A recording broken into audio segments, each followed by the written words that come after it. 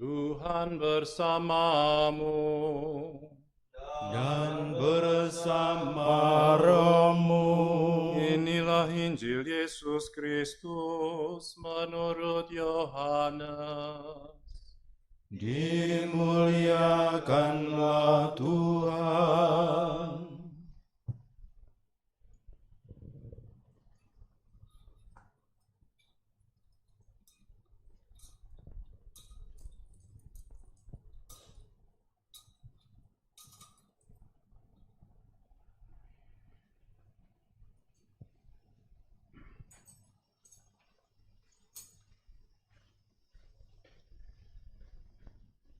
Dalam percakapannya dengan Nikodemus, Yesus berkata, "Begitu besar kasih Allah akan dunia ini, sehingga Ia telah mengaruniakan Anak-Nya yang tunggal, supaya setiap orang yang percaya kepadanya tidak binasa, melainkan beroleh hidup yang kekal.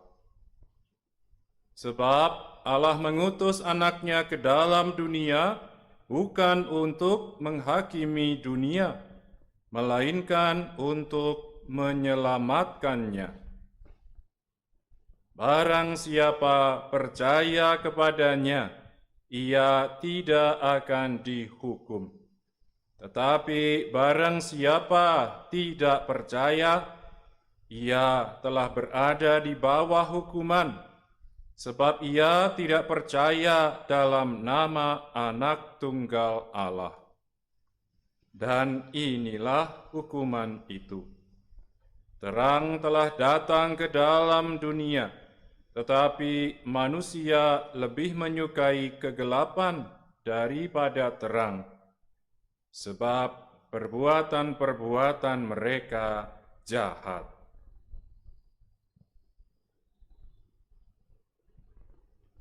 Demikianlah Injil Tuhan. Terpujilah Kristus.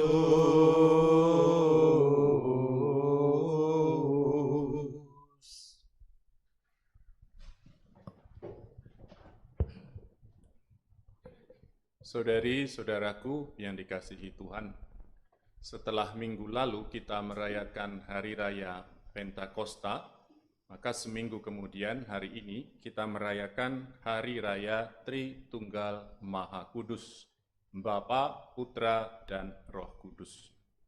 Satu Allah, tiga pribadi. Dan hari ini kepada kita oleh gereja disodorkan bacaan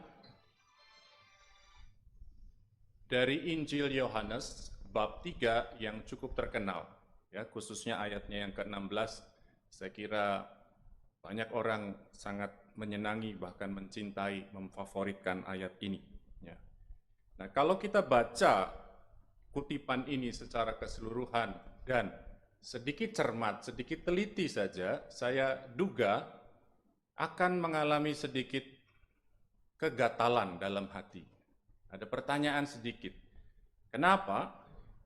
Kan ini hari raya Tritunggal Maha Kudus. Bapa, Putra, dan Roh Kudus.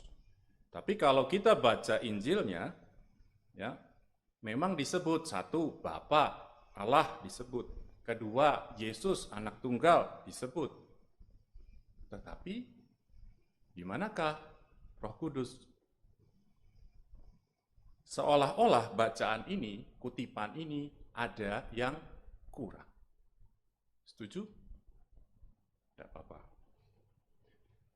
Kalau Anda merasa ini ada yang kurang, saya katakan, Ibu Bapak, Saudara-saudara, kita perlu bertanya, kalau begitu apa maknanya bacaan ini disodorkan kepada kita pada hari ini?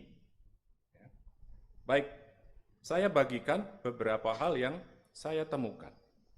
Yang pertama, ya, seperti juga bacaan ini, kalau kita boleh bilang dengan istilah tadi, seolah ada yang kurang, kalau boleh juga, saya mau mengatakan demikianlah setiap penjelasan tentang Allah Tritunggal Maha Kudus itu selalu akan seolah ada yang kurang.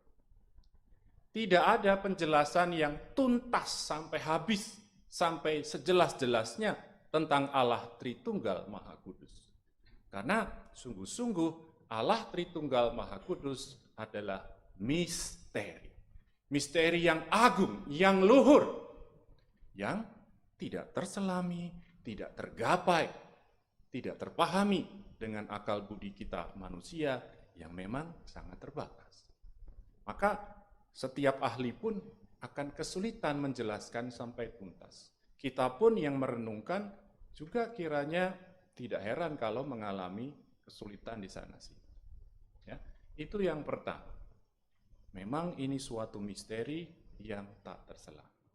Nah, saudari-saudara, ketidaktuntasan penjelasan, kekurangmampuan kita menyelami misteri ini, saya harap tidak menjadikan Anda kecil hati, tidak membuat Anda gelisah atau khawatir. Lalu bagaimana? Apakah saya bisa bertanggung jawab atas iman saya? Jangan khawatir, karena meski Allah itu sulit dipahami, tetapi Dia selalu membantu kita untuk berusaha memahami.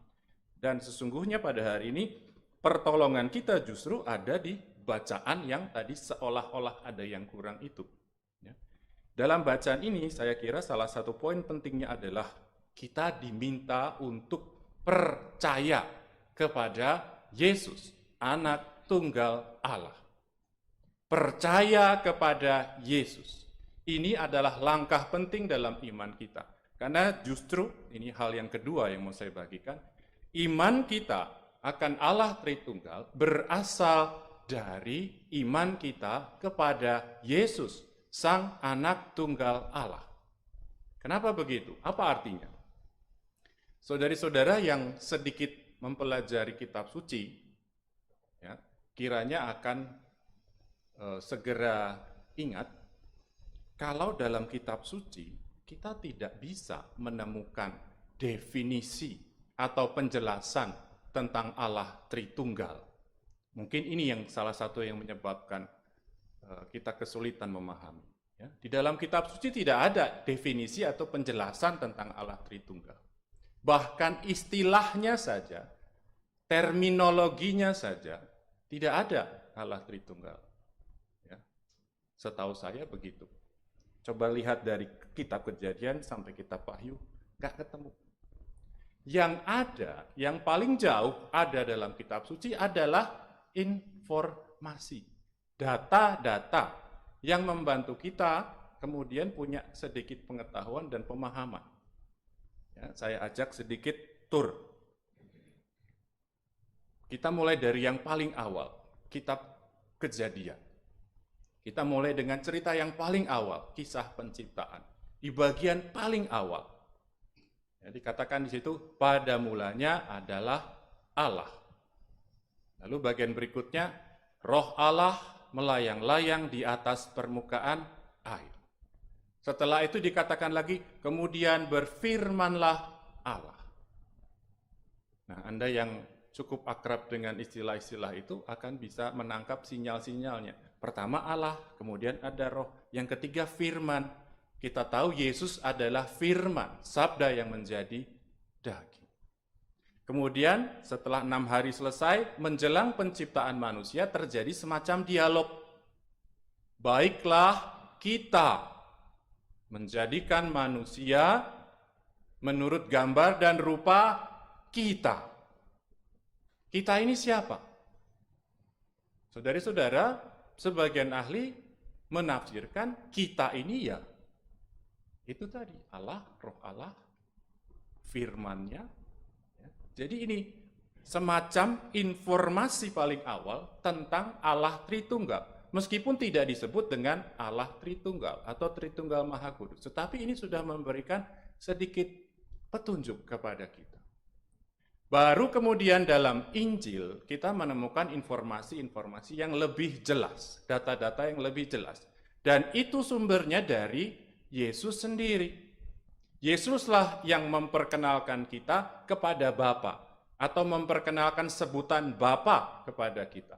Ada berulang kali dia menyebut Allah, memanggil Allah sebagai Bapanya. Dan berulang kali Yesus menegaskan kepada kita kesatuan antara Dia dengan Bapa.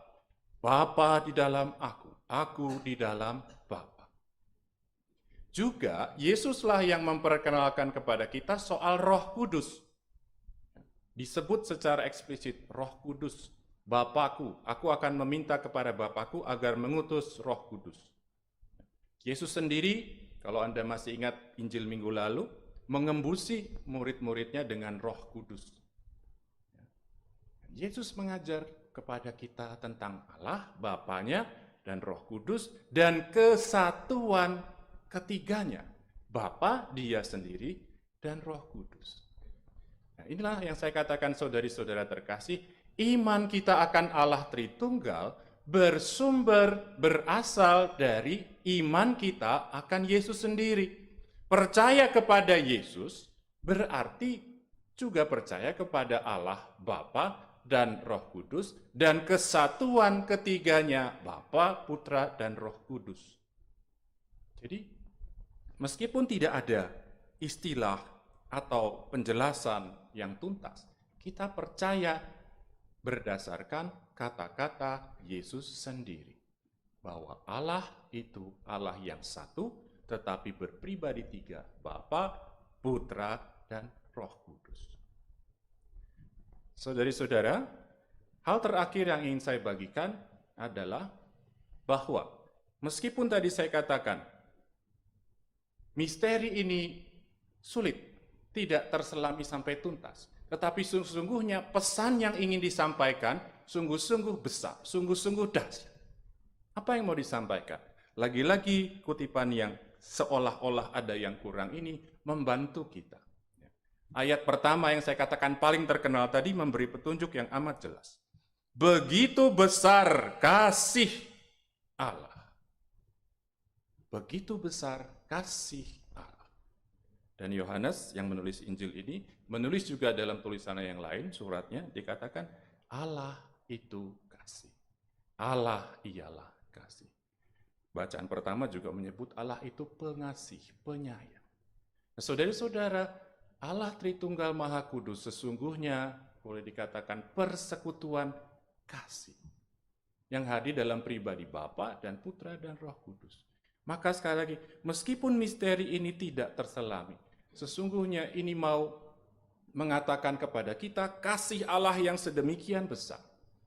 Maka apa yang bisa kita bawa pulang? Apa yang bisa kita tanam dalam hati kita untuk hidup kita selanjutnya? Pertama saya katakan, jangan gelisah, jangan kecil hati bahwa kita tidak sungguh-sungguh memahami hal ini. Tetapi sebaliknya, bersyukurlah, bergembira, bahkan berbangga kalau boleh. Kenapa? Karena kita menerima karunia yang sebesar ini, undangan untuk memahami sedikit dari misteri yang agung dan luhur itu. Dinyatakan kepada kita meskipun hanya sebagian, kita juga diundang masuk ke dalam persekutuan kasih yang mendalam yang tanpa batas itu. Kita boleh ikut masuk ke situ. Anugerah yang sungguh luar biasa. Dan yang kedua, berusahalah terus untuk mencintai, semakin mengenal Yesus. Karena hanya dengan demikian kita juga dibawa pelan-pelan untuk bertumbuh dalam iman akan Allah Tritunggal yang Maha Kudus. Dan yang ketiga, saudari-saudara, seperti juga Allah Tritunggal membuka hatinya, dirinya, agar kita bisa masuk dan mengalami kasih di dalamnya, kita juga diundang untuk membuka hati, membuka diri terhadap sesama, agar kita bisa bertukar, agar kita bisa berbagi kasih dengan sesama. Satu pesan sponsor terakhir. Kalau setiap orang sungguh-sungguh mengimani Allah Tritunggal dan menghayatinya dalam hidupnya setiap hari di masyarakat, saya cukup yakin hal yang sedang rame-rame di Amerika saat ini tidak akan terjadi. Anda setuju?